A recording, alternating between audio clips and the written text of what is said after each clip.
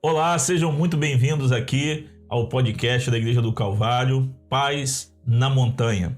Esse podcast tem como objetivo termos conversas abertas, fechadas, perguntas, reflexões e muito bate-papo sobre a realidade da vida e como o Evangelho se aplica em nossas vidas e em nossos corações.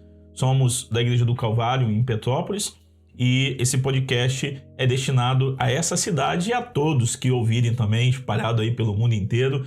Então, obrigado por mais uma vez entrar aí, nos acompanhar, que Deus te abençoe. Não deixe de se inscrever, não deixe de compartilhar, nos siga, esteja conosco para poder aproveitar tudo que a gente vai compartilhar aqui durante todos os episódios de podcast. Não estou sozinho, sempre bem acompanhado com a senhora Michele Cordeiro. Seja bem-vinda mais uma vez. Obrigada. Sejam bem-vindos. Mais uma vez nós estamos aqui com a esperança de que o Senhor possa conduzir os nossos corações, abrir os nossos olhos, de forma que o Evangelho possa ser aplicado à nossa vida, à nossa casa e à nossa cidade. Muito bem.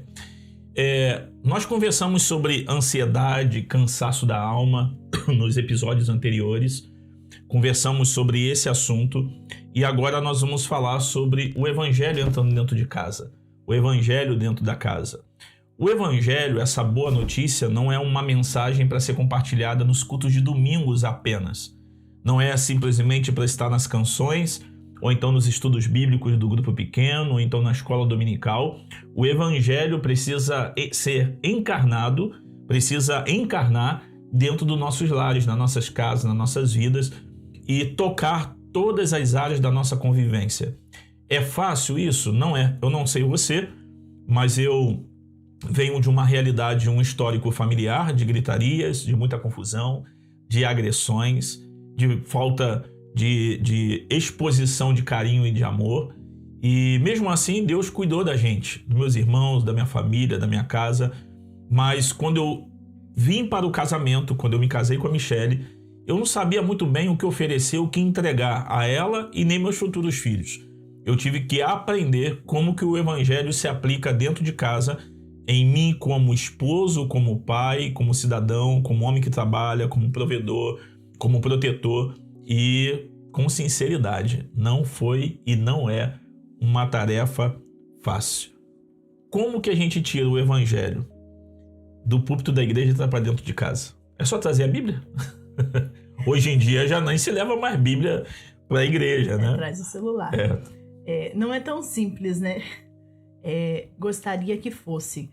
É um exercício diário onde nós precisamos conhecer o Senhor do Evangelho, né? Nós precisamos conhecer o Senhor da Bíblia, nós precisamos conhecer o Evangelho e a gente precisa trazê-lo para a nossa vida, para o nosso dia a dia. Esse Evangelho ele precisa se encarnar na nossa sala, na nossa cozinha, ele precisa estar presente nas nossas conversas, ele precisa estar presente na forma como eu conduzo a minha casa, como eu conduzo a minha cozinha, na forma como você, né, como homem, conduz a sua família. Então, assim, é um grande desafio para nós, porque a verdade é que na maioria das vezes esse evangelho ele fica restrito à área de culto.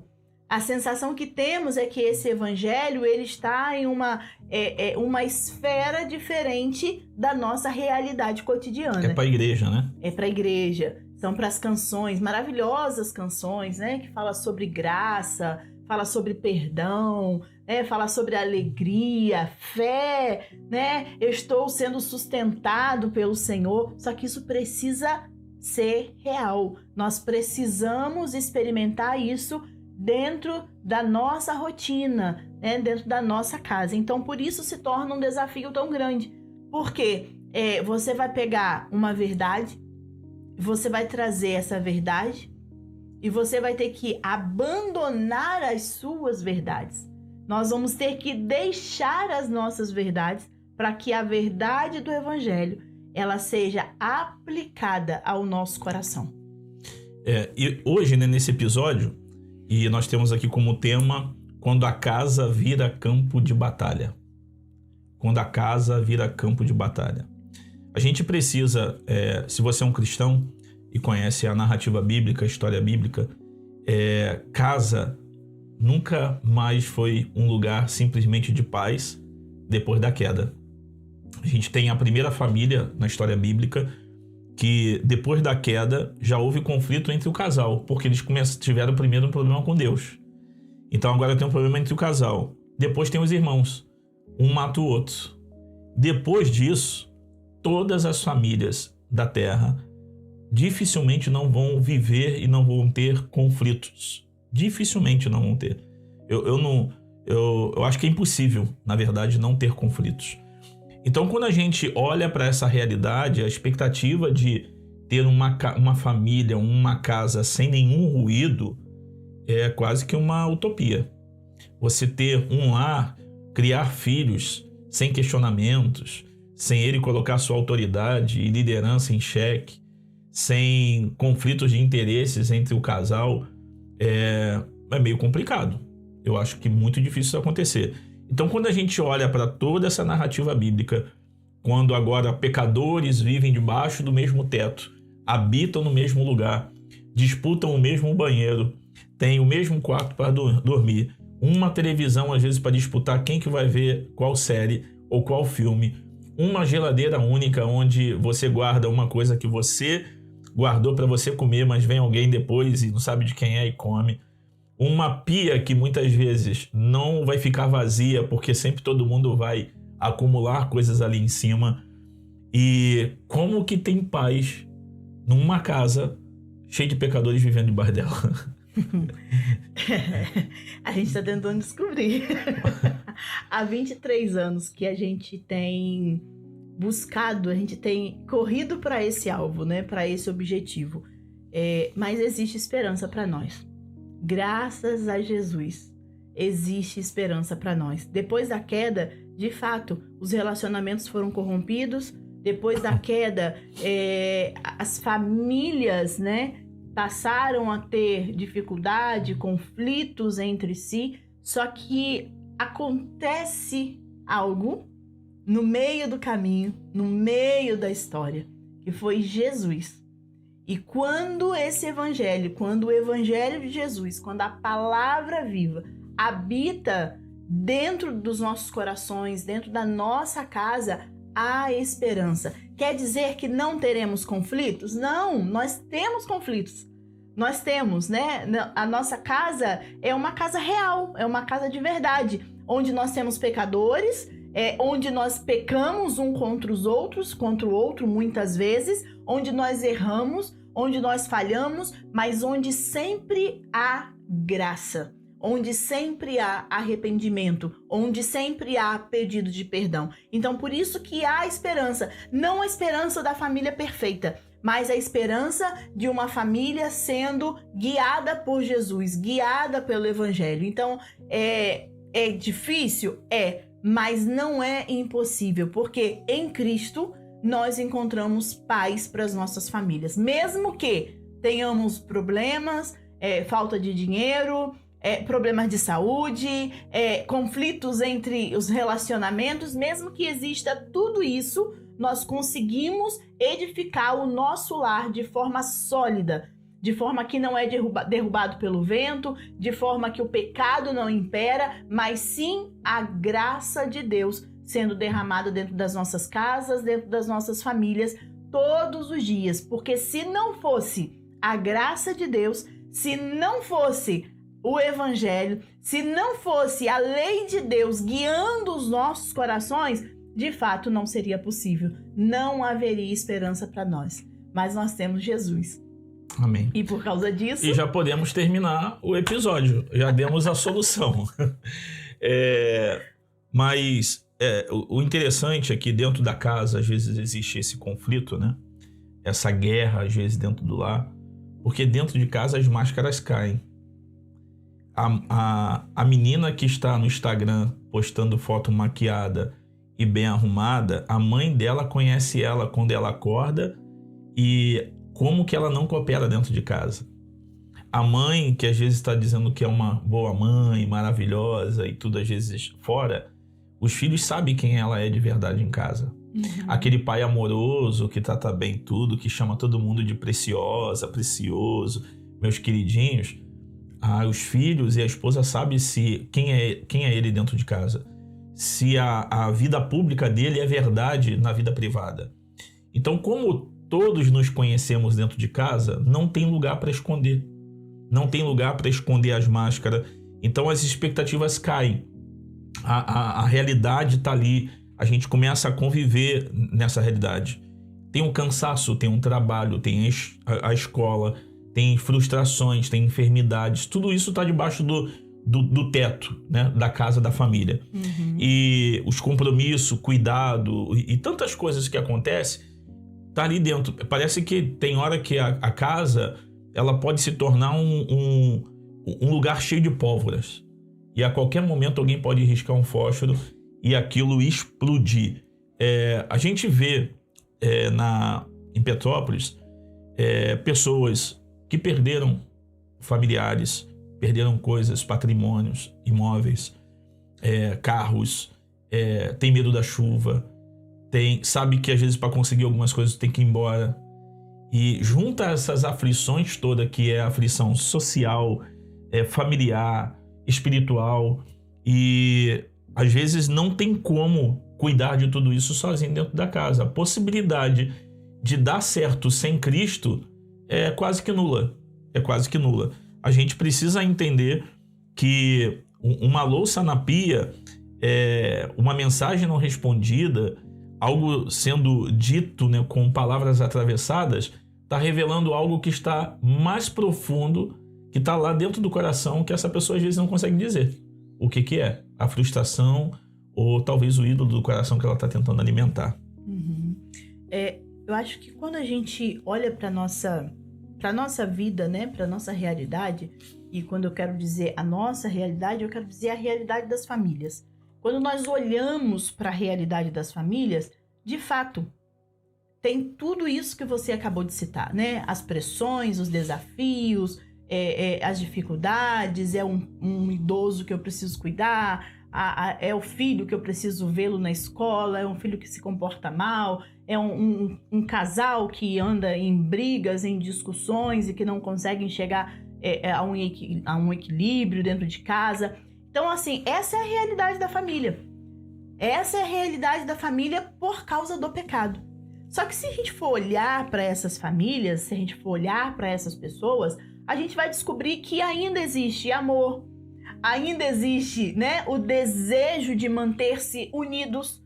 Na maioria das vezes, há situações que já não querem, já não tem como estar juntos. Mas a pergunta que eu acho que a gente precisa fazer é: de onde vêm as guerras? De onde vêm essas questões dentro de casa? Porque temos todas essas pressões, nós temos tudo isso, mas de onde vem? Será que é só uma louça que ficou em cima da mesa, né?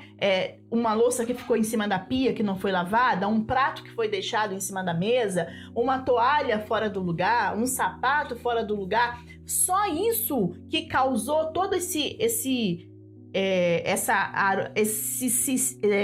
como que eu posso dizer? Que causou todo esse problema, né? Esse cenário, a palavra que eu queria usar, que foi só isso que causou esse cenário de guerra. Por que as famílias vivem como se estivessem pisando em ovos ou em pólvoras, né? A qualquer momento pode ruir, a qualquer momento a gente pode ter um problema. De onde vêm essas questões? Tiago, capítulo 4, versículo 1, versículo 3, vai dizer algo muito interessante, né? Porque ele faz uma pergunta, né? A pergunta de Tiago é: de onde procedem guerras e contendas que há entre vocês? Imagina agora Tiago sentado numa sala, e aí nós temos ali essa família que não consegue resolver, não consegue explicar, não consegue dizer, não consegue dar o fundamento de onde iniciou tudo aquilo. E aí Tiago está ali sentado com essa família e está perguntando para eles: de onde procedem guerras e contendas que há entre vocês? E ele vai dizer: de onde senão dos prazeres que militam na carne de vocês. Então o problema não é o outro. Então o problema não é minha esposa, não é o meu filho, minha filha, não é o meu pai. É algo que está dentro de mim. O que eu estou querendo defender? O que eu estou querendo proteger com as minhas reações, com a forma de eu agir, de fazer as coisas? Ele está aqui ensinando a fazer perguntas muito mais profundas.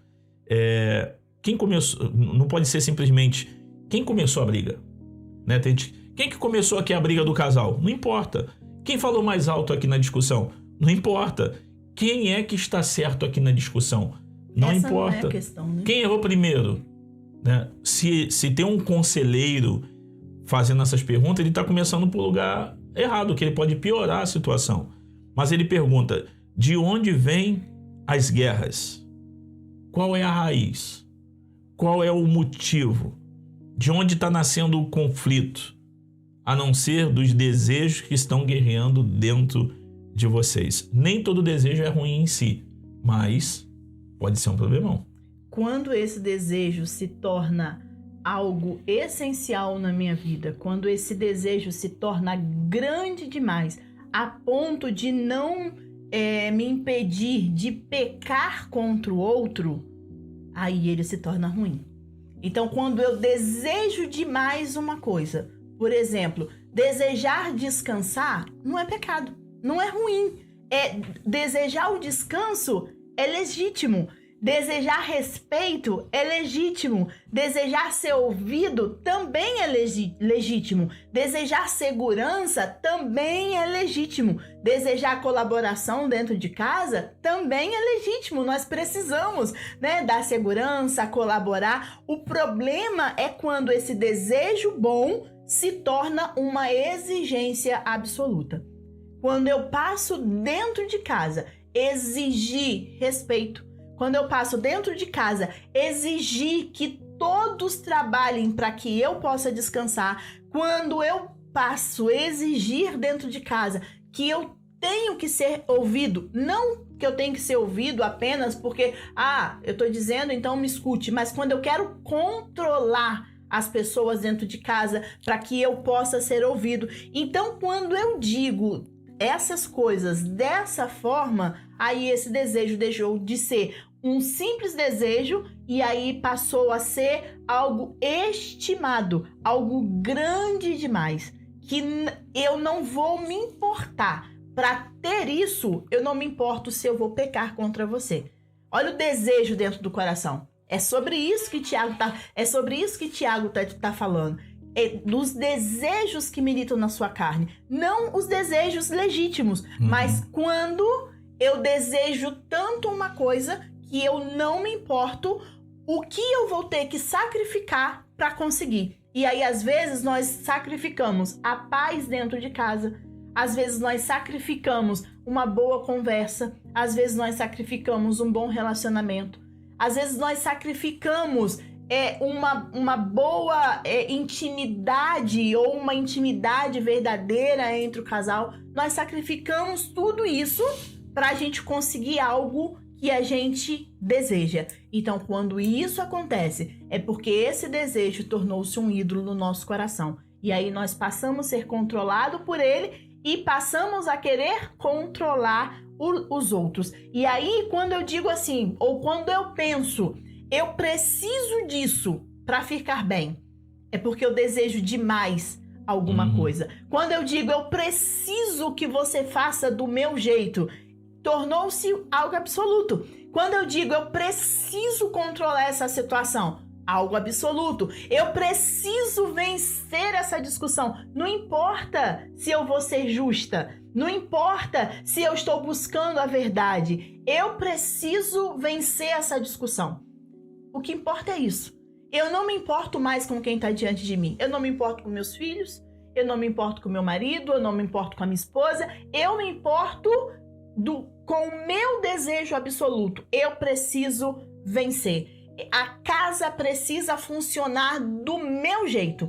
Eu sempre falo isso em relação à casa, porque é o meu lugar de fala, né? A casa é o meu lugar de fala. E eu sempre falo a respeito disso. Isso quando eu desejo que a casa funcione do meu jeito, que as coisas funcionem do meu jeito, eu deixei de valorizar as pessoas que moram ali. E eu passei a valorizar somente o meu desejo. Então, quando isso acontece, é realmente o que Tiago está falando. Aí é onde as guerras sucedem. É onde começam as guerras dentro de casa. É a partir desse desejo que inicialmente era legítimo e que no final passou a ser um desejo absoluto. Quando você disse que o que eu estou tentando, né, querendo tanto proteger, que estou disposto a pecar contra o outro para conseguir isso. Isso é muito sério, porque às vezes eu quero descanso, mas eu acabo pecando com grosseria. Eu quero respeito das pessoas, mas acabo pecando com controle. Eu quero ser ouvido pelas pessoas, mas aí eu peco gritando para que elas me escutem. Eu quero segurança, mas aí eu vou pecar manipulando os outros. Eu quero paz, mas peco fugindo de conversas necessárias. Aí você busca o conforto. Isso acontece muito com os homens, principalmente. Quando a esposa quer conversar alguma coisa e tem alguma discussão, algum assunto importante para ser conversado, e ele, não, o que você quiser tá bom, não, o que você disse tá legal. Ele só quer o conforto, ele quer fugir. Ele não quer conversar, ele não quer o estresse da conversa. Filhos, né? Tá bom, mãe, tá bom, pai. Ele não quer conversar, não quer discutir. E aí, na verdade, ele tá pecando também, buscando o conforto, não quer... E muitas vezes, dentro de casa, a gente tem que confrontar uns aos outros mesmo. Sim, em amor. Isso aí, confrontar o pecado, confrontar... Os pais também, os filhos têm autoridade de... Se são, principalmente, um lar cristão, e os filhos estão entendendo que nós estamos pecando, não tem essa de que, eu sou autoridade, tu não pode me repreender porque eu estou pecando. Sim, os filhos, como irmãos em Cristo, têm a autoridade de corrigir a gente, de discipular a gente. Mas tem pais que não gostam da ideia do filho ensinar para ele sobre o evangelho. Eu já conheci muitos líderes que os filhos já falaram comigo que quando iam falar, pai, mãe, mas isso daqui é contra a Bíblia. Eles, não importa, aqui quem manda sou eu. A Bíblia lá não manda mais. Então, até nós, como pais, a gente tem que entender de que nossos filhos também são, se são cristãos, se comungam com a gente, tomam ceia com a gente, são nossos irmãos em Cristo. E como irmãos em Cristo, ele pode disciplinar a gente também. Eu não sei se essa conversa seria muito boa, né, para ter com os pais, né? Acho que seria muito legal. Mas conflito, ele sempre revela algo. Revela adoração. Então, se todo conflito está revelando adoração, e o mundo inteiro tem a culpa de eu ser desse jeito. Se o meu marido comprasse mais sapato para mim, seria melhor. Se minha mulher não resolvesse varrer a sala da casa na hora do jogo do meu time, a minha vida seria melhor. Que tipo de adoração? A quem estamos adorando quando a gente está agindo desse jeito? A nós mesmos. A nós mesmos. Se trata do nosso conforto, da nossa valorização, da nossa segurança, do nosso respeito. Então, quando nós agimos assim, nós nos tornamos o Deus, aquele a quem precisa ser adorado. E existem pessoas que, de fato, agem como se fossem deuses dentro de casa. Isso que você falou é muito interessante sobre que os pais também podem errar. Os pais também podem falhar. E é muito importante... Ou vão falhar. Vão falhar, de fato. E é muito importante quando nós reconhecemos nossos erros, quando nós voltamos atrás, quando nós pedimos perdão, porque nós estamos ensinando os nossos filhos que a gente pode errar, mas a gente se arrepende. E em Cristo há possibilidade, né, de quando a gente falha, a gente se arrepender. E quando a gente faz isso, a gente está quebrando aquele ciclo de guerra, né, aquela tensão no ar. Então, pais, você errou, se você falhou, reconheça, peça perdão à sua esposa, mas aos seus filhos também. E se os seus filhos aprenderem com você que quando a gente erra, a gente deve pedir perdão, eles farão isso com vocês e farão isso nas suas futuras casas. Então a gente também ensina, mesmo quando a gente falha, né? Quando o evangelho guia o nosso coração, mesmo quando a gente falha, a gente pode ensinar alguma coisa para os nossos filhos. Mas isso é muito difícil, né? Porque nós nos achamos, às vezes, ou muitas vezes, que nós somos deuses. Ou seja, pessoas infalíveis. E aí a gente peca contra o outro no desejo de conseguir alguma coisa. No desejo de ser adorado. Ou justificar os nossos pecados, né? Eu peco e aí justifico que eu só fiz isso por causa de você. Muita gente que cai no adultério, homens e mulheres, eles acabam justificando o adultério porque a esposa não entregou alguma coisa para ele. Ou o esposo não entregou alguma coisa para ela. Sim. Ele não me dá carinho, ou então ela não me dá sexo, então eu acabei sendo empurrado para aquele lugar. Ou então os filhos vão para lugares extremos dizendo que em casa não tinha isso. Não se ouvir. Ele justifica o pecado, justifica o ter queimado o arroz, justifica de ter falado e tratado mal, porque os filhos são os peixinhos. Então eles provocaram ele, então ele só teve essa reação porque os filhos pecaram primeiro. E aí esse é o lugar de Adão e Eva. Esse é o lugar dos homens caídos. Mas existe uma resposta do Evangelho. O Evangelho é a outra via, é um outro movimento, é uma outra ação. O caminho do Evangelho começa quando eu não justifico meus pecados por causa do outro.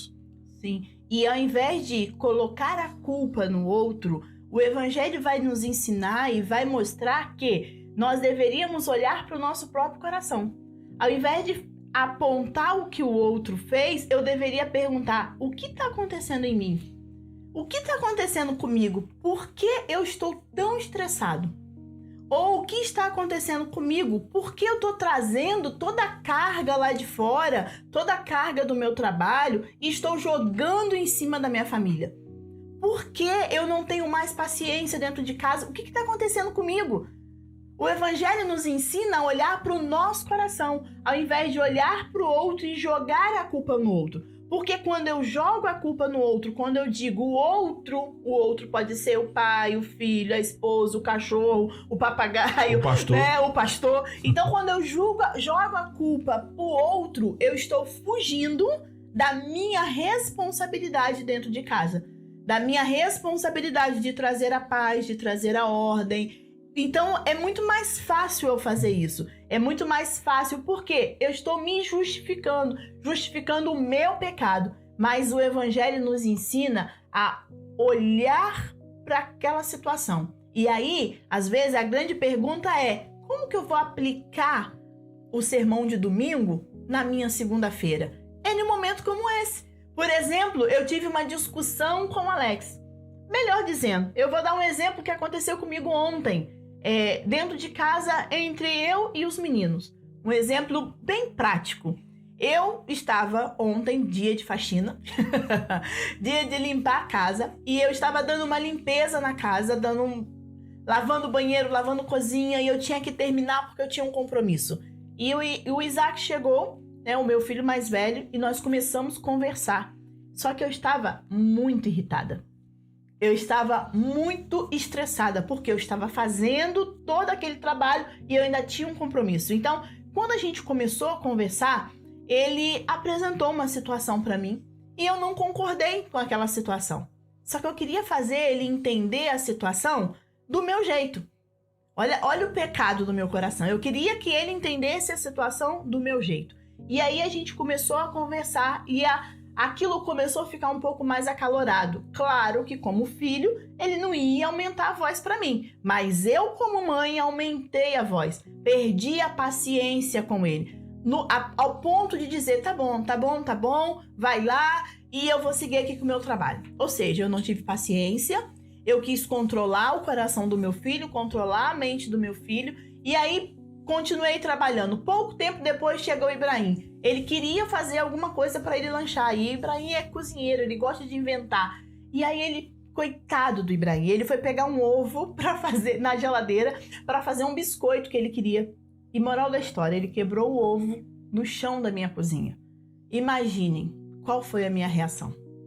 Irritação absoluta. Eu já estava irritada. E eu me irritei muito com o Ibrahim. E depois ele saiu da cozinha, também, porque do jeito que eu falei, né? Ele não ficaria na minha frente. Ele foi embora. Eu tô falando assim, rindo, mas isso é muito sério. E ele foi pra cozinha, o Isaac foi pro quarto. Não, ele saiu da cozinha, o Isaac foi pro quarto. E eu continuei limpando, lavando, areando as panelas que eu estava ali. Aquela que tu fez um buraco, né? De tanto arear. De tanto arear a panela. Mas naquele momento que eu fiquei sozinha na cozinha, o Espírito Santo começou a me incomodar. Ele começou a me mostrar a minha reação. E aí, a partir daquele momento, eu comecei a analisar a minha reação com o Isaac, a minha reação com o Ibrahim. Eu comecei a perceber a minha idolatria. Eu comecei a perceber que eu tinha sido grosseira com os meus filhos. Primeiramente, eu ofendi a Deus, porque eu não controlei a minha ira, eu não controlei o meu cansaço, o meu estresse, e eu pequei contra os meus irmãos, porque os meus filhos são meus irmãos em Cristo, e eu pequei contra eles. E naquele momento, pensa que foi fácil? Não foi, porque eu ainda tive que lutar com o meu orgulho de pensar, mas eu sou mãe. Mas eu tava limpando a cozinha, mas eu tava certa, ele deveria me ouvir. Mas no meu coração estava, não adianta, você tá errada. Você pecou. E a única coisa que me restou foi, Senhor, me perdoe, eu pequei contra os meus filhos. E eu tive que terminar de limpar a cozinha, porque eu precisava secar a cozinha. Eu fui no Ibrahim e eu falei, filho, perdoa, mãe, porque eu pequei contra você. E ele ficou assustado, ele, não, mãe, tá de boa. Eu falei, não, meu filho, não tá de boa. Eu pequei contra você, mas eu também mereci. Eu falei, não, filho, por mais errado que você esteja por ter quebrado o ovo no chão da cozinha, que foi uma coisa normal, que isso pode acontecer, isso não me dá o direito de responder você como eu te respondi. Aquele momento, eu estava desejando demais o quê? Eu queria terminar o meu trabalho. Eu queria terminar e eu não levei em conta que o desejo tomou conta do meu coração a ponto de me fazer pecar contra os meus filhos. Depois eu fui lá, eu pedi perdão pro Isaac. E no mesmo instante que eu pedi perdão pro Isaac, ele chegou para mim e ele falou, mãe, você também me perdoa? Porque ele também percebeu que ele foi não grosseiro, mas ele foi intransigente comigo. Então, irmãos, a graça de Deus quando há arrependimento. E é dessa forma que o evangelho é aplicado no nosso dia a dia. Não é uma mágica, não é uma varinha que a gente faz assim, ó, palavra de Deus seja aplicado. Não é sobre isso. É sobre você permitir as verdades do evangelho guiar o seu coração, guiar a sua mente, trazendo arrependimento, trazendo conversão, mudança de direção. É assim que nós aplicamos as verdades do evangelho dentro da nossa casa, no seu trabalho, onde quer que você esteja. Então, para que a gente, de uma vez por todas, impeça que as guerras continuem, né? De uma vez por todas, impedir que as guerras continuem crescendo dentro de casa, a gente precisa dar um basta nisso. E com sua vontade, a gente não consegue. Com a nossa própria vontade, não conseguimos, porque as guerras estão dentro do nosso coração. Então, todos os moradores dessa casa vai ter que olhar para o seu coração.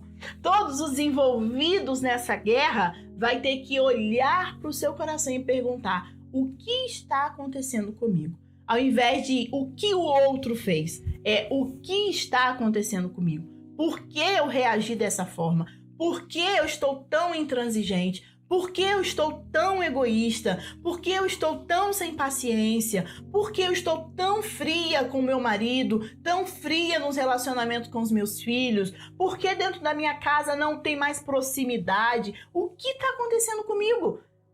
Comece por você, ao invés de procurar no outro. Olhe para o seu coração com as lentes do evangelho, não com as lentes da cultura. Não com as lentes, né, das redes sociais, não com as lentes das pessoas mais influentes. Não, se você quer que as guerras terminem ou pelo menos diminuam dentro da sua casa, olhe para o seu coração com as lentes do Evangelho. Porque com as lentes da cultura, o nosso pecado vai ser validado. Com as lentes das ideologias que nos cercam, o nosso pecado, a nossa idolatria vai ser validado. Mas pelas lentes do Evangelho, os nossos pecados serão confrontados. Onde nós podemos nos arrepender e pedir perdão. E aí, ao invés de destruir, de separar, nós criamos pontes que nos ligam outra vez à nossa família. As virtudes do Evangelho não podem ser decorações religiosas dentro de casa. Um lugar onde o Evangelho é aplicado é nessas situações. Quando que você vai ser testado para falar com mansidão? Dentro de casa. Eu costumo dizer que a casa, a nossa família, é o lugar onde Deus mais treina a gente. Principalmente o fruto do Espírito. Mansidão, domínio próprio. Olha, Deus usa a Michele para me discipular e Deus me usa também para ela. Não é só assim, não. Tem hora que eu vejo que Deus está me usando para ela. E a gente vai exercer perdão, pedir perdão, perdoar dentro de casa. No meio da guerra. Se você estiver passando um momento difícil dentro de casa, guerra dentro de casa, experimente pedir perdão. A reconhecer os seus erros e pecados. Isso acaba com guerra, gente. Quando você levanta a bandeira branca, pede perdão, quando você reconhece que você errou, sem fazer isso, né? Olha, eu tô te pedindo perdão, mas você que começou. Isso não é pedir perdão. Não é. Isso continua sendo se auto-justificando. É o mais no final. Mas... Eu só fiz porque você fez. Não, isso não é arrependimento. Arrependimento é quando eu abandono. Quando eu fico no prejuízo. Arrependimento é quando eu reconheço onde eu falhei. E é um exercício da gente olhar para dentro da gente, dentro do nosso coração. Não olhe para o outro, olhe para você. Porque o outro sempre vai estar errado, na nossa visão. Na nossa visão, o outro sempre vai ter a culpa. Foi ele que fez. Você nunca. E nós cobramos, exigimos. Quando deveríamos olhar quando foi que eu fiz? Ou quando foi que eu não fiz? Então, quando a gente olha para dentro da gente, a gente encontra isso. Ouvir sem se defender, né? Você ouvir o pai, a mãe, marido, esposa, sem ficar se defendendo. Não, mas a gente quer justificar. É difícil, gente. Não é... A gente tá aqui abrindo nosso coração para vocês. Não tem nada fácil, não tem nada... A gente tá falando da nossa história. Não é mágica, não. É exercício, é lutar contra, é ouvir. Escute tudo que a pessoa tem a falar para você saber o que está no coração dela. Não veja sua família como inimigos. Não veja sua esposa, seu esposo como inimigos. Não veja seus filhos como seus inimigos. É a tua família. Não acuse, né? Quando alguém estiver fazendo uma confissão, não piore. Deixa a pessoa fazer a sua confissão e pedir o perdão. E perdoe, libere essa pessoa, né? Não faça de tudo para ganhar discussão. Não faça de tudo para ganhar discussão. Trate pecado com verdade e reconheça que às vezes tu tá tentando ganhar a briga, mas tu tá só piorando tudo. E nem todas as coisas têm que ser ditas na hora. A gente tem que ter paciência, a gente vai dormir no mesmo lugar, nós vamos ter outros encontros. Então a gente pode esperar com paciência para ter conversas profundas, né? Então quando o Tiago está dizendo que essas guerras, a origem delas são os desejos do nosso coração, é o pecado que está dentro da gente, a gente precisa se autoexaminar todo o tempo, né? Eu quero deixar aqui, para a gente caminhar para o final, para você fazer algumas perguntas simples em família, né? O que tem deixado nossa casa pesada? Qual o clima? Às vezes tu tá caçando Satanás, tá procurando o diabo que tá lá, tá chamando o pastor para fazer libertação, pegando óleo na igreja para botar na casa, marcando os umbrais da casa. E às vezes o peso é você, que tá agindo como às vezes um ímpio. Às vezes o peso é você, que tá tratando as pessoas mal e sem acusar, sem transformar a conversa em tribunal, só nomeie, né, nessa pergunta: o que está deixando essa casa aqui pesada? O que está acontecendo aqui? Dentro do casamento, Pare de usar o erro do outro como desculpa para o seu pecado. Pare de fazer isso. O Evangelho chama cada um a responder diante de Deus com seus pecados. O Evangelho nos chama para isso. Para pais e filhos, né? Pais também precisam pedir perdão, foi o que a gente está colocando aqui. Isso não tira autoridade, isso ensina o Evangelho dentro da nossa casa. Igreja, né? A igreja precisa discipular casas. A gente precisa disso. Não apenas pessoas, mas casas inteiras.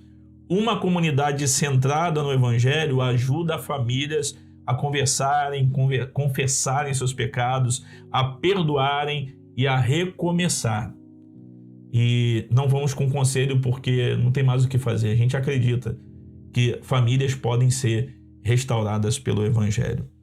Prática redentiva da semana. O que a gente poderia deixar aí como essas práticas redentivas, Michele?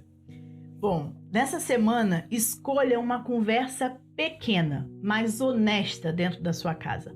Não tente resolver todos os problemas da casa de uma vez. Pergunte: tem alguma coisa que eu fiz ou falei essa semana que tornou nossa casa mais pesada? Isso é uma boa pergunta, é uma boa conversa. Depois, escute sem se defender imediatamente e ore. Senhor, mostra não apenas o que eu fiz, mas o que eu estava desejando quando eu fiz isso. E se Deus mostrar o pecado no seu coração, pratique aí uma frase simples. Vou te dar um exemplo aqui. Michele, eu pequei contra você quando eu peguei a faca e misturei o café em vez de pegar a colher. Você pode me perdoar? Não diga. Desculpa se você se sentiu assim. Isso é diferente de eu pequei contra você. Você me perdoe? E é simples, né? É bem simples. Mas o outro não precisa também dizer, né? Mas também e tá... Não, lembre-se que estamos buscando terminar as guerras. Não piorar. começar outra. E com essa série, né? O Evangelho e a Casa, nós queremos compartilhar coisas práticas da vida comum de uma família, de famílias, e como que o Evangelho pode se aplicar nas nossas vidas. Jesus, ele pode reestruturar todas as coisas. É possível ter uma casa onde a gente peca um contra o outro, pede perdão, mas existe alegria, existe cumplicidade, existe sorriso, brincadeiras, mesmo a gente tendo conflitos e dificuldades. Uma casa onde o Espírito Santo de Deus caminha e anda, um lugar onde quem dita as regras é o Evangelho, é Jesus e não nós. A nossa casa vai caminhando por momentos de paz e restauração. Sempre vamos precisar de intervenções do Senhor nas nossas casas, na criação dos nossos filhos, no nosso casamento, nas fases da nossa vida, e só Deus pode sustentar uma casa e só Deus pode sustentar a igreja. Tem duas coisas que para dar errado basta uma vírgula, é igreja e família. São duas instituições, duas coisas que o diabo faz de tudo para destruir. A sua família e a família de Deus completa, que é a igreja, que somos todos nós. Se a sua família tem enfrentado dificuldades, se você não sabe como conduzir, como sair da situação que vocês estão, peça ajuda. Procure nossos contatos, uma forma de falar com a gente. Nos colocamos à disposição para orar por você. Você pode colocar o seu pedido de oração sem precisar expor, mas pode nos procurar e a gente vai poder conversar e orar junto com você. Estamos caminhando aqui para o final de mais um episódio do Paz na Montanha. Esperamos que o shalom de Deus, a glória de Deus realmente esteja sobre essa montanha chamada Petrópolis e que o Senhor visite cada casa, cada família, em nome de Jesus. Esse é um podcast da Igreja do Calvário em Petrópolis. Eu sou Alex Cordeiro. Essa é a Michele do Cordeiro Alex e do Cordeiro Jesus. Pertence aos dois Cordeiros. E ficamos felizes de você estar aqui. Não deixe de curtir, se inscrever no canal, compartilhar também com todos os grupos da Serra. Em nome de Jesus eu estou te pedindo isso daí. Amém? Até o próximo episódio. Deus abençoe vocês. Michele? Deus abençoe vocês. E lembre-se, O Evangelho nos convida a levar todos os nossos conflitos, medos, orgulhos, tudo isso a Jesus e nos submetermos à sua palavra e à sua vontade para as nossas vidas. É um desafio? É, mas vamos colocar em prática, porque assim nós alcançaremos a tão sonhada paz, alegria, graça dentro das nossas casas, porque nós teremos Jesus reinando sobre os nossos corações e sobre a nossa casa. Que Deus abençoe. Até o próximo episódio.